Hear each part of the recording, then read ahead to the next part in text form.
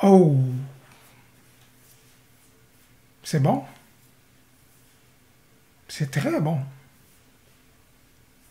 Oh, c'est bon aussi pour l'autre. Lorsque je suis en train de tester un nouvel outil et que j'aime ce que je vois et que j'ai goût de lui soumettre une autre photo, puis une autre photo, puis une autre photo, puis une autre photo, habituellement, c'est bon signe.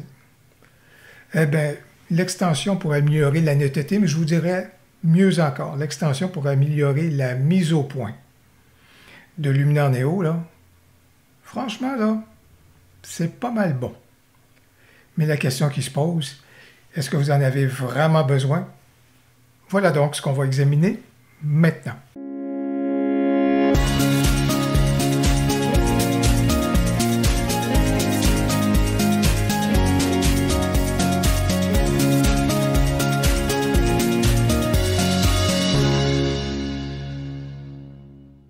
Je vais partager avec vous dans quelques instants la résultante des photos que j'ai soumises à l'extension dans Luminar Neo qui permet d'améliorer non seulement la netteté, mais à ce que j'ai observé, elle travaille également la matière et ce qu'on obtient, c'est une mise au point qui est bonifiée.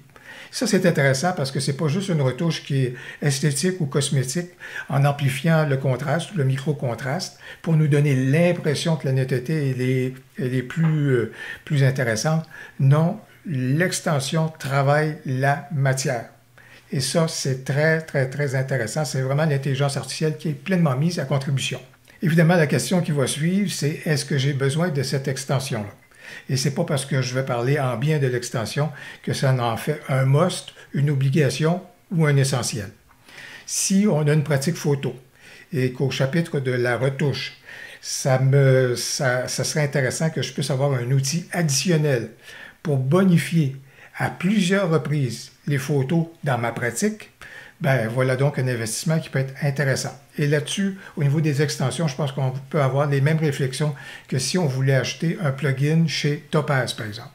Est-ce que le fait d'avoir ce plugin-là, je vais m'en servir à quelques reprises ou de façon répétée et soutenue dans mes retouches? Si c'est le cas, à ce moment-là, c'est un investissement qui en vaut la peine. Voilà donc une première photo qu'on va soumettre à l'extension et vous pouvez déjà le voir à l'écran. Ce que j'aimerais bien, c'est que l'œil de l'insecte soit beaucoup plus précis, qu'on ait l'impression que la mise au point s'est bien faite sur l'œil de l'insecte. J'en ai d'autres qui sont bien réussies, rassurez-vous, mais dans ce cas-ci, celle-ci, je l'ai conservée parce qu'elle est limite. Qu'est-ce que je veux? Je viens de le dire, je veux avoir plus de précision au niveau de la tête de l'insecte. Je n'en veux pas sur le reste de son corps. Je n'en veux pas également sur les fleurs. Ce qui est très intéressant avec l'extension de Luminar Neo, c'est qu'on a accès dans cette extension-là à des outils de masque. Alors, ça peut être intéressant de venir cerner au préalable là où est-ce qu'on veut que l'extension vienne agir. Alors, je prends un pinceau et je viens juste, à ce moment-là, si vous voulez créer une zone qui va être sur la tête donc de l'insecte, et je vous dirais à peu près la patte qui est juste là de l'insecte, qui est à peu près au même niveau que la tête. Je vais voir dans quelle mesure on peut peut-être justement améliorer un petit peu plus le flou qui est cet endroit-là, parce que si c'est précis ou si c'est net à un endroit, ou si la mise au point se fait à un endroit, habituellement à la même hauteur, on va avoir la même précision ou en fait la même netteté. Alors voilà pourquoi j'ai inclus un peu cette section-ci. Et je pense que je pourrais également inclure un tout petit peu la première section des antennes donc de l'insecte. Une fois cela fait, on va se tourner donc vers les ajustements et l'extension nous propose donc une intensité qu'elle considère inférieure, moyenne ou supérieure. Ce que je peux vous suggérer dans ce cas ici, pour une première fois, on va explorer qu'est-ce que le rendu moyen va pouvoir nous donner au niveau de la retouche de notre photo. Alors voilà donc la résultante de notre photo et si je désactive la résultante, voici ce qu'était l'œil de l'insecte avant la retouche et voici ce qu'est l'œil de l'insecte maintenant. On va regarder le tout de façon beaucoup plus près. Alors, je viens de zoomer. Ça ici, c'est la résultante du travail. Je nous ramène la photo à l'origine. Alors, vous voyez, c'était ici le flou qui était présent au niveau de l'œil. Et lorsque je vais vous présenter le travail donc de l'extension, le voici. Ce que je trouve intéressant, et là, je vais juste me promener et puis aller et venir entre l'ancien et le nouveau. Ce que je trouve intéressant, c'est que c'est pas juste le contraste qui a été apporté. En fait, il y en a à quelques endroits, mais pas de façon démesurée. Ce que je trouve intéressant, la matière, vous voyez comment la matière s'est déplacée. Vraiment, l'extension a pris de la matière, a resserré, a ramené de la matière à certains endroits pour justement améliorer cette appréciation-là de la mise au point. Alors, au niveau de l'œil, c'est intéressant de regarder le travail qui est fait. Et plus encore, c'est encore plus évident si vous regardez la patte de l'insecte que j'avais inclus à l'intérieur donc du masque. Regardez comment la matière a été retouchée, amincie, tout cela. Donc, vraiment, dans ce cas-ci, là, c'est intéressant. C'est pas juste un travail esthétique qui est fait par l'extension, mais carrément un travail qui est fait sur la matière. Alors, voilà donc un premier résultat que je considère qui est très intéressant et je vous dirais que je considère réussi. Voici la résultante d'une photo que j'ai soumise à l'extension et dans ce cas-ci, j'ai privilégié une intensité de niveau inférieur. Et surtout, ce que je n'ai pas fait, c'est que je n'ai pas fait de masque au préalable.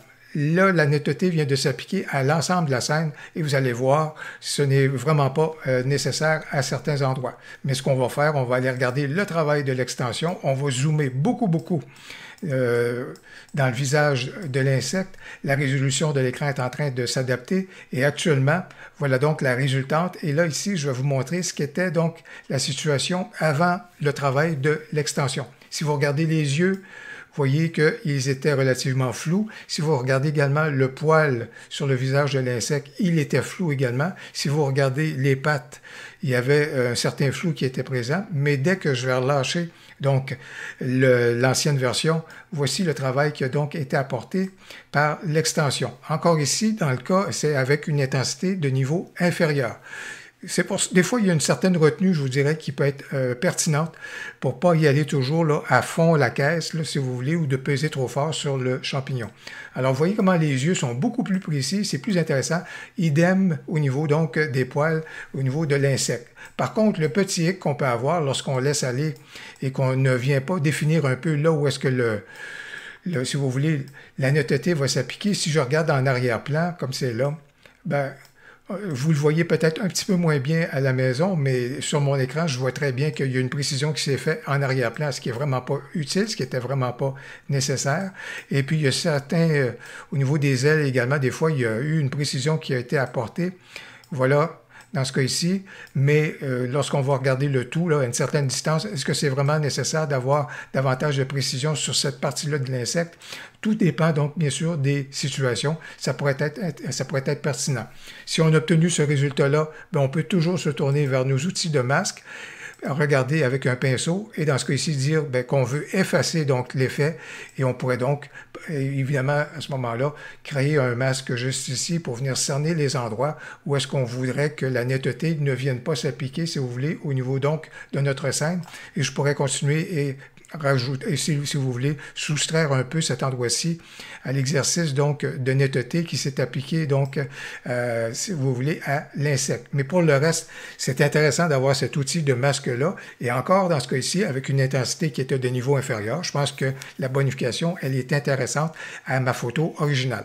Et bien entendu, la question que tout le monde se pose, qu'en est-il du travail de l'extension au niveau des visages? Alors, prenons cette photo qui est floue. Est-ce qu'on est capable de l'améliorer?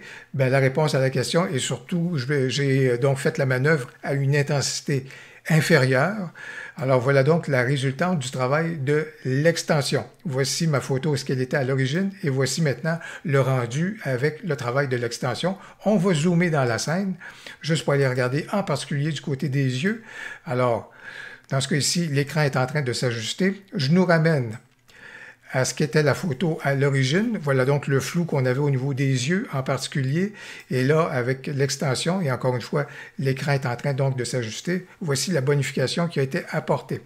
Encore une fois, ce que vous pouvez bien voir, c'est que l'intelligence artificielle a travaillé au niveau du réaménagement des pixels. Revenons à l'ancienne. Voyez où sont les paupières, tout cela, où sont les yeux, et regardez avec l'amélioration. Vous avez vu le déplacement, là, ici, léger des pixels, pour donc nous ramener à quelque chose qui améliore donc la mise au point.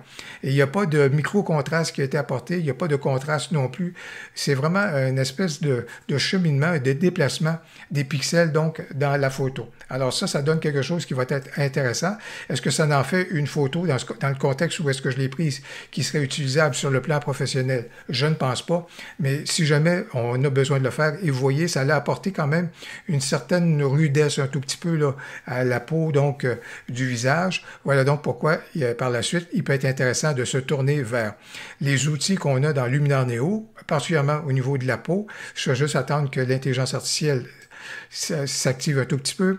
Et là, ici, on pourrait lisser un tout petit peu plus la peau à ce moment-là pour finir le tout, adoucir un peu le tout, je vous dirais, bien sûr.